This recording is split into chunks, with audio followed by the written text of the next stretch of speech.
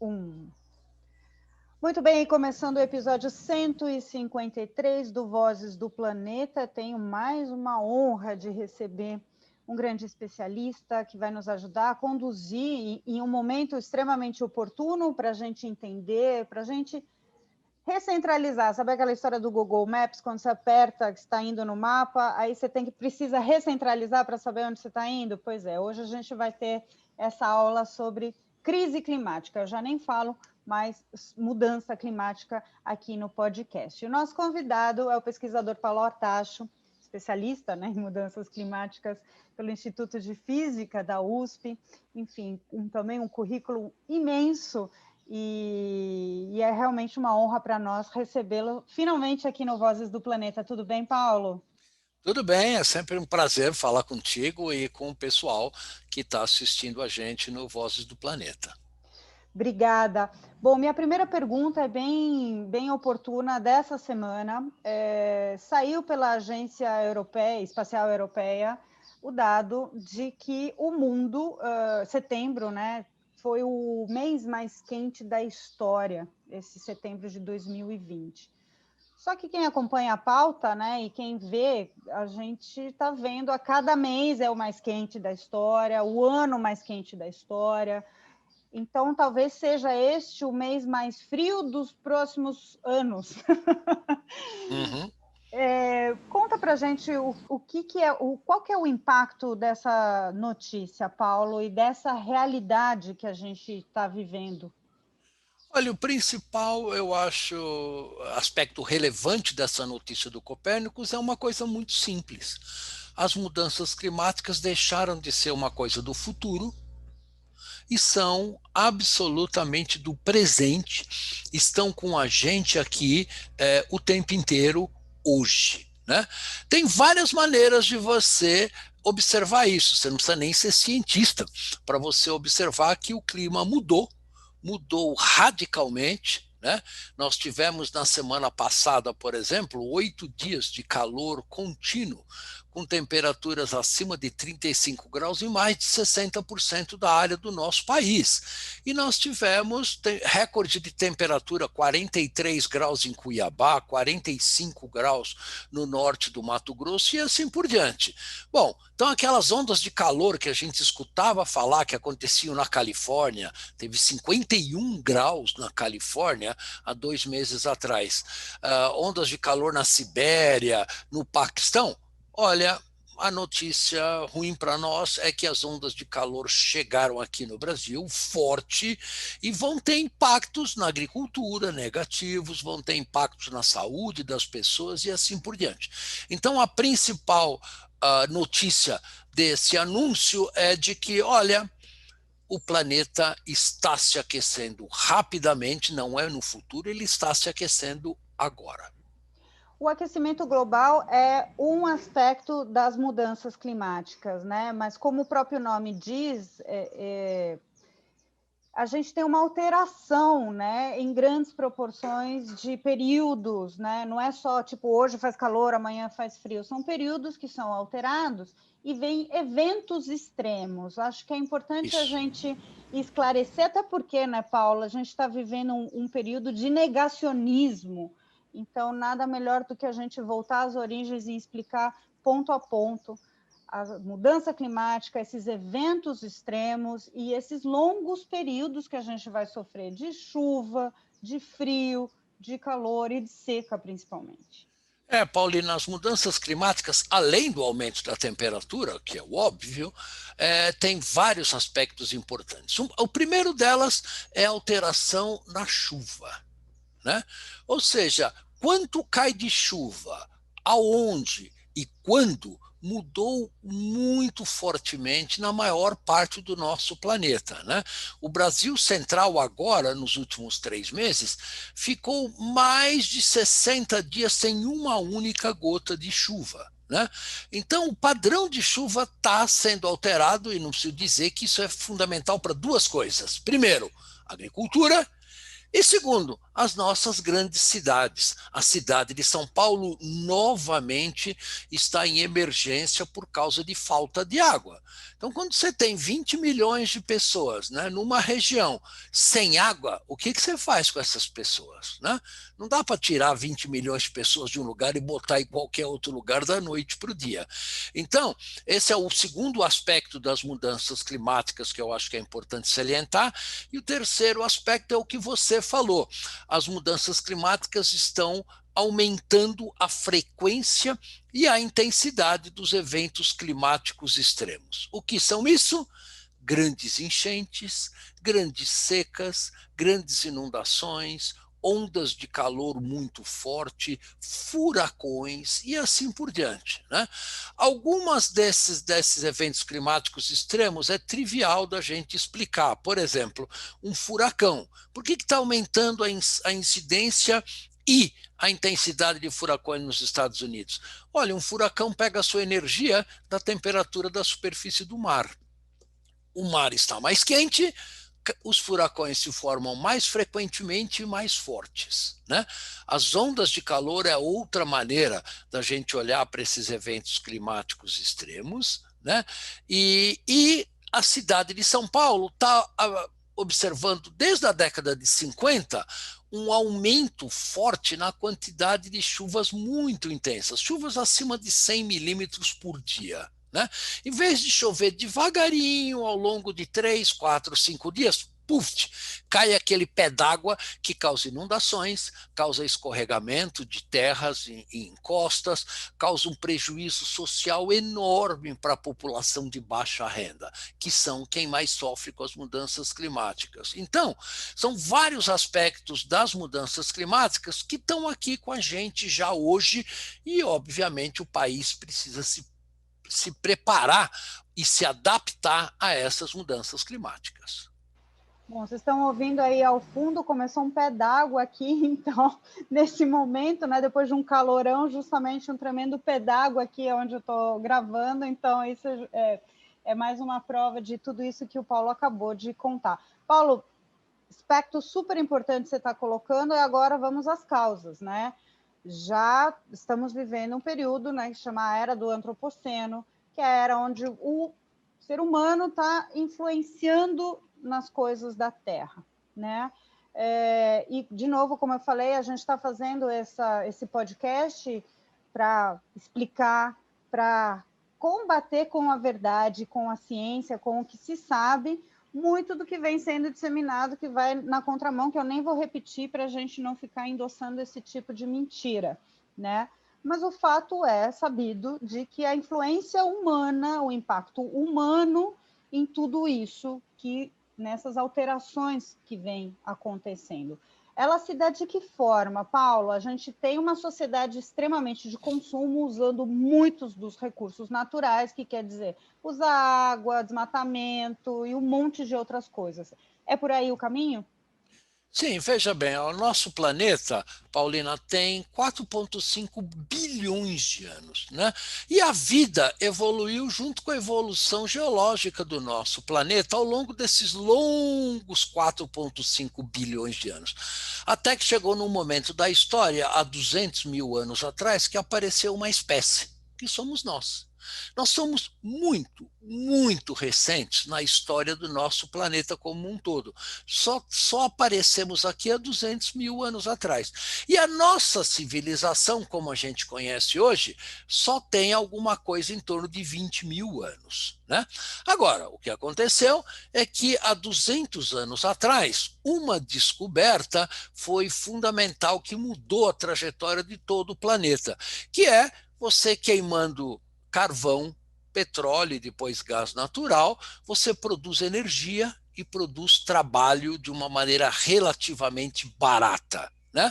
Bom, isso revolucionou a vida no nosso planeta, né? Isso trouxe um desenvolvimento econômico monstruoso para o planeta nos últimos 2 anos, e agora nós estamos começando a colher os efeitos colaterais disso. né?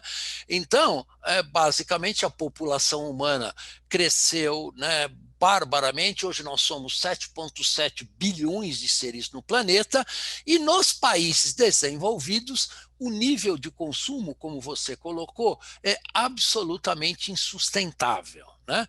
Então, faz sentido uma pessoa ter um carro de 3 toneladas, né, de aço e de alumínio, por exemplo, morar numa casa de 400, 500 ou 600 metros quadrados com gasto de energia gigantesco, né? A resposta clara é não. E o nosso planeta tem recursos naturais finitos, né? Então, todas as teorias econômicas vigentes hoje pressupõem um crescimento econômico positivo e contínuo para sempre, né? Isto não existe num planeta com recursos naturais limitados.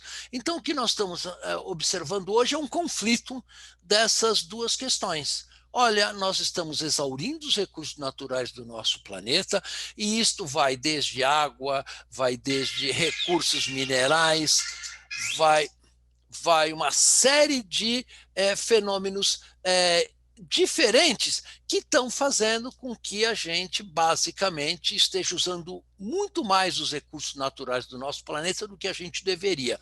E, entre outras coisas, isso está causando as mudanças climáticas globais. Então, nós precisamos redirecionar a maneira com que nós estamos desenvolvendo o nosso planeta, redirecionar o nosso modelo econômico, porque ele é claramente insustentável, mesmo a curto prazo.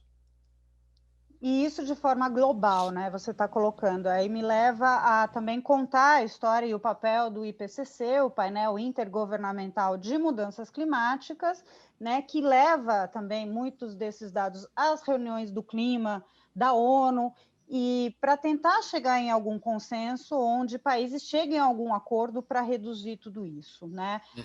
Esse é o painel, né? Você faz parte do IPCC também, com esses relatórios. Portanto, a gente tem essa história sendo contada e sendo avisada já há bastante tempo, né? Existem essas reuniões anuais onde se avança desesperadamente pouco, né?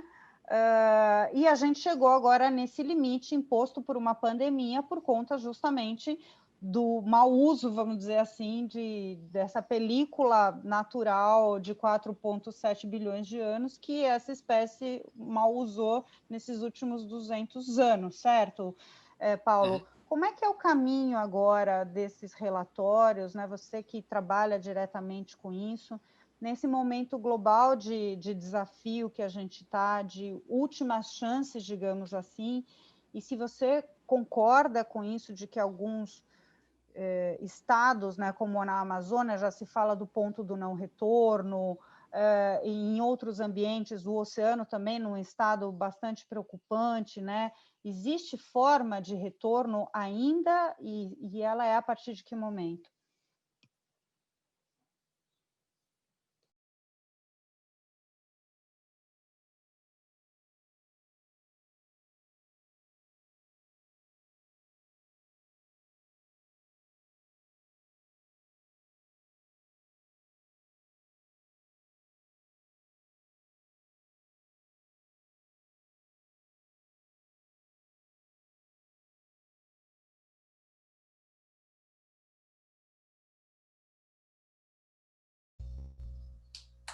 Voltou.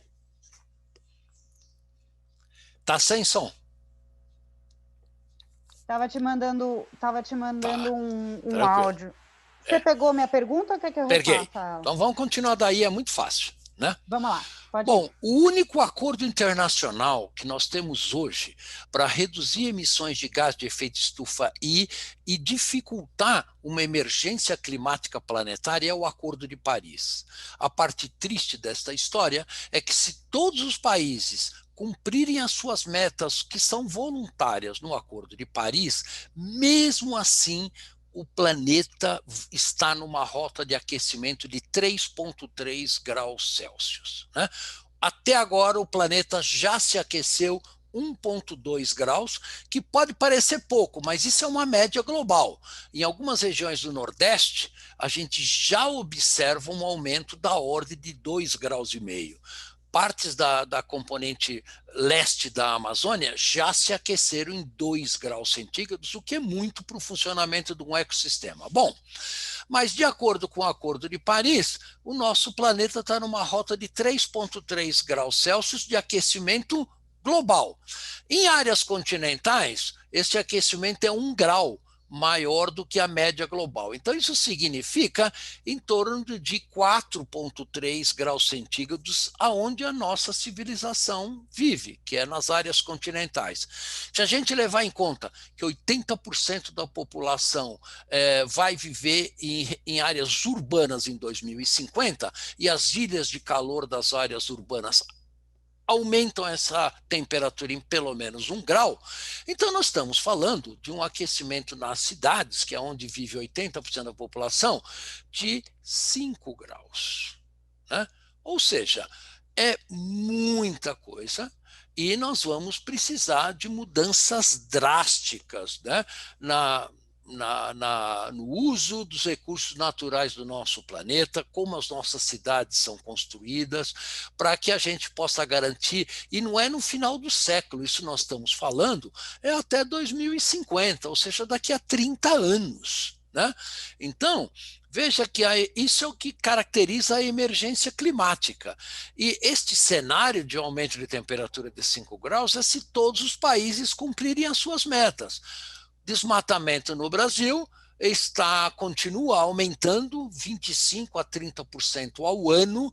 Ano passado, o Brasil desmatou 10.500 quilômetros quadrados de florestas, e isso é 13% de todas as emissões de gases de efeito estufa no planeta. Né? E nós continuamos no planeta como um todo a queimar combustíveis fósseis como se nada tivesse acontecendo. Estamos adicionando 40 bilhões de toneladas de CO2 a cada ano na nossa atmosfera. Ou seja, o sistema econômico, social e político continua alimentando a máquina das mudanças climáticas globais. E isto é extremamente preocupante, porque nós precisamos, para diminuir os efeitos das mudanças climáticas em 2050, reduzir as emissões já, de acordo com o IPCC. E diminuir as emissões em quanto? Diminuir as emissões em pelo menos 5% ao ano até 2050 e zerar as emissões de gases de efeito estufa em 2050 e sequestrar carbono da atmosfera em altas razões nos últimos 50 anos deste século. Portanto, é uma tarefa que a humanidade não teve até agora, na história da humanidade, não teve uma tarefa tão grande quanto essa. Quando você diz sequestrar carbono, uma das soluções seria sair plantando loucamente, né? Eu falo muito disso aqui no programa, quando falo, e o que a gente faz? Eu falo, gente, plantar básico, porque é algo que você pode fazer, você, com coletivos, enfim, mas sair plantando loucamente é uma das coisas, regenerar ambiente. Sinto te dizer que isso não resolve nada. Por várias razões. A primeira delas é que as estimativas que dos últimos trabalhos de quanto seria necessário para a gente, digamos assim, dar uma certa desacelerada no aquecimento global, nós precisaríamos plantar 1 trilhão de árvores no nosso planeta. 1 trilhão de árvores significa que você teria que ocupar áreas onde hoje nós estamos produzindo alimentos. Então, nós vamos deixar de comer para plantar árvore, para sequestrar CO2, para poder continuar andando de carro. Quer dizer, faz sentido essa lógica? Né? Certamente não. Segundo ponto importante, aonde essas árvores seriam plantadas? Nas regiões tropicais. Brasil, por exemplo. Então, o Brasil viraria um fantástico jardim de árvore para que os países desenvolvidos continuassem emitindo gases de efeito estufa.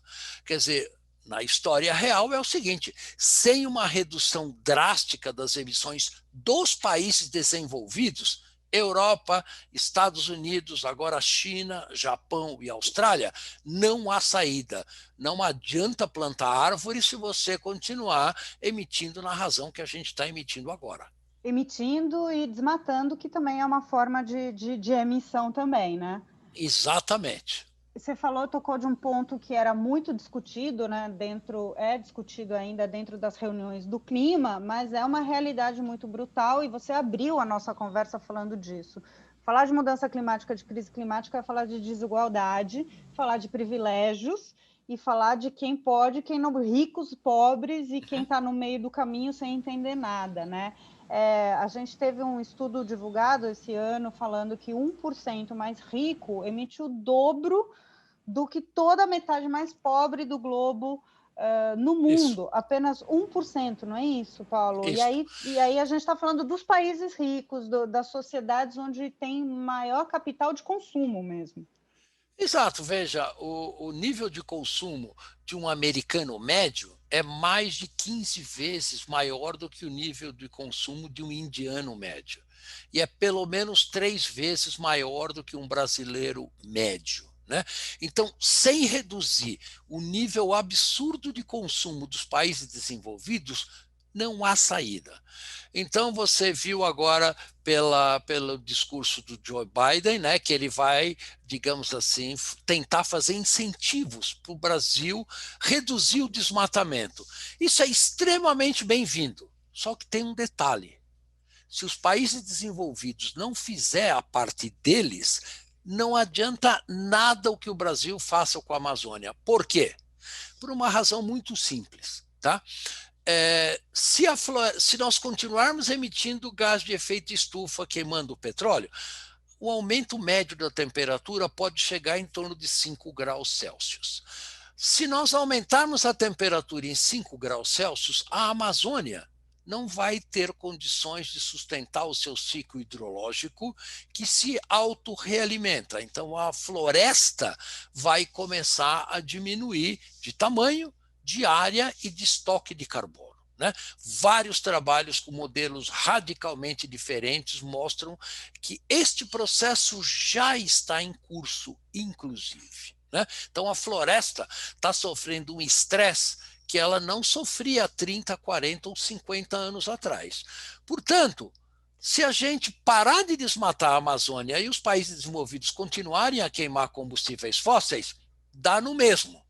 Pode continuar desmatando, só que aí, obviamente, quando você desmata a floresta no curto prazo, você agrava o efeito estufa e você agrava a emissão de CO2 para a atmosfera e realimenta positivamente o aquecimento global.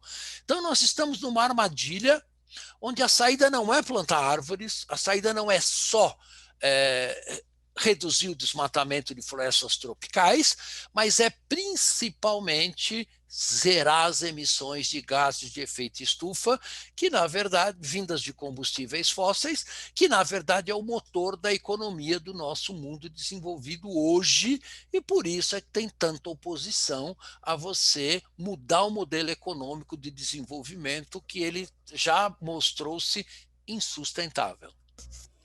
Mais duas perguntas. Bom, eu só queria reforçar, quando o Paulo está colocando isso, a gente está querendo, na verdade, colocar em níveis de importância e níveis de equivalências, mas é claro que a gente está reforçando aqui que o desmatamento tem que ser zero, né, no Brasil. A gente está colocando como soluções e não seria só o fim do desmatamento, que é isso que ele está... a gente tem que reforçar agora, porque a gente está reforçando, inclusive, que a Terra é redonda, né, Paulo? Então, é bom Claro. a gente pontuar algumas coisas. Então, o que a gente está colocando aqui é que não é só o fim do desmatamento, mas sim uma série de outras medidas, mas é claro que sim, o desmatamento tem que acabar, porque ele é também um dos, como o Paulo acabou de falar, um dos grandes causadores, né, do aumento, né, dessas alterações climáticas aqui. Minha pergunta para a gente finalizar é uma coisa já mais pessoal, Paulo, porque com tudo que você sabe, com tudo que você vê já há tanto tempo, o que você enxerga do nosso futuro ou desse futuro que já chegou, né? Ou seja, no contexto de mudança climática que a gente já está vivendo, o que você enxerga? Você falou da questão de plantar árvores não é a solução. Então, como é que a gente consegue mudar uma máquina sociopolítica tão grande e parece tão impossível, eu enquanto cidadã, você enquanto cidadão, como é que você enxerga essa vida daqui para frente? Olha, não há a menor dúvida, a vida daqui para frente vai se tornar muito mais complicada ainda do que ela é hoje. Né? Porque, obviamente, os donos de capital e os donos das indústrias de combustíveis fósseis e seus acionistas, né, não vão querer perder o seu negócio da noite para o dia facilmente. Então, eles podem levar, sim, a uma, digamos assim, derrocada final no nosso planeta até eles tiverem a maior quantidade de lucro possível. Essa filosofia pode parecer meio absurda, mas na verdade é exatamente o que está ocorrendo hoje. Companhias como Esso, Shell, a indústria do petróleo, Trump, todos eles sabem muito bem o que está acontecendo, na verdade até melhor que nós. Né? Agora, eles, apesar de saberem do prognóstico preciso para o nosso planeta Terra, o sistema econômico e político continua indo na direção da destruição do planeta, inclusive no Brasil, com um Congresso dominado por ruralistas, por exemplo, com um poder executivo incentivando o desmatamento da Amazônia. Quer dizer, isso a gente vê a olhos vistos hoje. Né? Então, o futuro do nosso planeta é um futuro de um planeta da ordem de 4 a 5 graus mais quente, mesmo. Né? Não temos mais como evitar este cenário. Neste planeta, a agricultura vai se tornar muito mais complicada, tensões sociais enormes vão aparecer por migração de população. Né? Então, por exemplo, o Oriente Médio vai ser uma região onde vai ser absolutamente impossível sustentar populações. Né? A gente pega regiões do Nordeste brasileiro, onde já aumentou 2,5 graus em algumas regiões. Bom, quando essas temperaturas subirem para 5, 6 graus maiores do que eram antes, vai ser impossível. Nós temos 20 milhões de brasileiros que moram no Nordeste. Esses brasileiros vão ter que ir para algum lugar. Né? Então, isso não é decisões fáceis, triviais e vão custar recursos naturais e financeiros enormes. E os principais prejudicados são os mais pobres, tanto os países mais pobres, e dentro de cada país, a fração da população mais vulnerável, que é a população mais pobre. Então, isso vai aumentar a desigualdade no nosso planeta com o aumento da tensão social. Isto já está ocorrendo, não são projeções para o futuro, né? E nós podemos esperar um acirramento da tensão global, tanto entre os países, entre as regiões. Vejam a crise de migração na Europa, crise de migração da América Central para os Estados Unidos e assim por diante.